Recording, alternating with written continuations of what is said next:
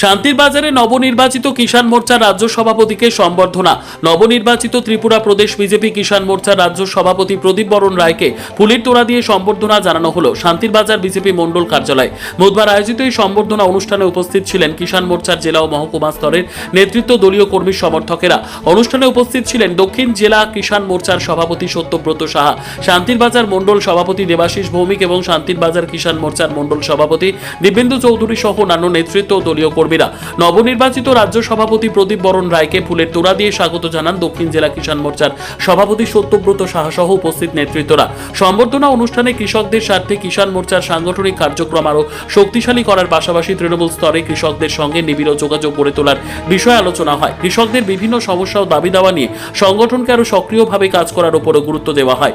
নবনির্বাচিত রাজ্য সভাপতি প্রদীপ বরণ রায়কে ঘিরে দলীয় কর্মী সমর্থকদের মধ্যে উৎসাহ উদ্দীপনা লক্ষ্য করা যায়। আগামী দিনে কৃষকদের সঙ্গে সমন্বয় রেখে সংগঠনের কার্যক্রম আরও বিস্তৃত করার বার্তা দেন উপস্থিত নেতৃত্বরা।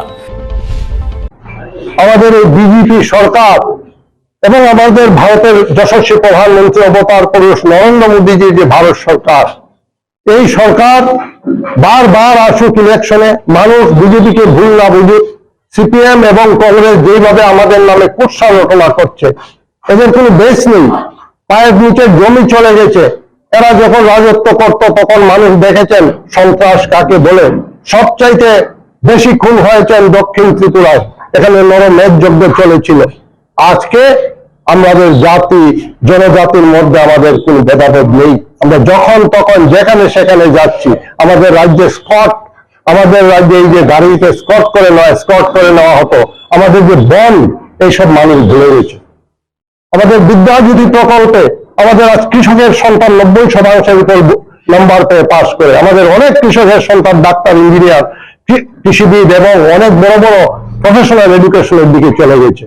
এটা আমরা আগে কল্পনাও করতে পারিনি। যার বাবা ক্ষেত মজুর, যার বাবা খেতে কাজ করেন, ওনার সন্তান ডাক্তার ও ইঞ্জিনিয়ার হবে। এটা আমাদের সরকারের জন্য হয়েছে। শিক্ষা ব্যবস্থা ধ্বংস হয়ে গিয়েছিল, স্বাস্থ্য ব্যবস্থা ধ্বংস হয়ে গিয়েছিল, শাসন ব্যবস্থা ধ্বংস হয়ে গিয়েছিল। মানুষ আস্থা হারিয়ে ত্রিপুরা ছেড়ে পালাচ্ছিল। আজকে আর ত্রিপুরা থেকে কেউ যায় না। বাইরে থেকে মানুষ এখানে আসছে চিকিৎসা করার জন্য। আজকে চিকিৎসা একটা নতুন দিগন্ত খুলে গেছে, শিক্ষায় নতুন দিগন্ত খুলে গেছে এবং কৃষিতে তো বিপ্লব এসেছে। আমরা সব জায়গায় আমাদের দুগ্ধ উৎপাদন বেড়েছে, আমাদের ডিম উৎপাদন বেড়েছে, আমাদের সব রকমের শান্তি এবং সুশৃঙ্খল জীবনযাপন করছি। আমাদের মারা আজকে আর রাতে ঘুম ভেঙে উঠেন না যে আমার ছেলেটা ফিরে আসবে কিনা, নদীরকমটি কেটে নিয়ে গেল, ধরে নিয়ে গেল, এরকম আর হয় না। আমরা শান্তিতে আছি। আমাদের কৃষক সমাজ, আমরা সরকারের পক্ষে আছি, আমরা সরকারের পাশে আছি। আমরা শুধু কিষাণ সম্মান নিধিতে আমরা 1025 কোটিরও বেশি টাকা পেয়েছি গত কয়েক বছরে। আমরা প্রত্যেক কৃষক 23তম কিস্তি পেয়ে গেছেন। তাই আমরা এই সরকারের কাছে আমরা 3 লক্ষ মেট্রিক টনের কাছাকাছি ধান বিক্রি করেছি, যেটা আমরা 1 কেজি সিপিএমের আমলে বিক্রি করতে পারতাম না। আমাদের একজনকে কিষাণ সম্মান নিধি দেওয়া হতো না। আমরা সরকার, আমরা কৃষক সমাজ, আমরা সরকারের কাছে কৃতজ্ঞবদ্ধ এবং এই সরকারকে বারবার পুনঃপ্রতিষ্ঠা করার জন্য ত্রিপুরার কৃষক সমাজে আমরা কিষাণ মোর্চার নেতৃত্বে কাজ করে যাব। সংগঠন আমাদের শক্তিশালী রয়েছে। আমাদের সাথে যারা রয়েছেন সবাই ভালো মানুষ। কুকুর দিয়েছে কামড়, তা বলতে কুকুরকে আমরা কামড় দিতে পারি না। আমরা ভদ্রভাবে সুশৃঙ্খল ভাবে আমরা এদের মোকাবিলা করব।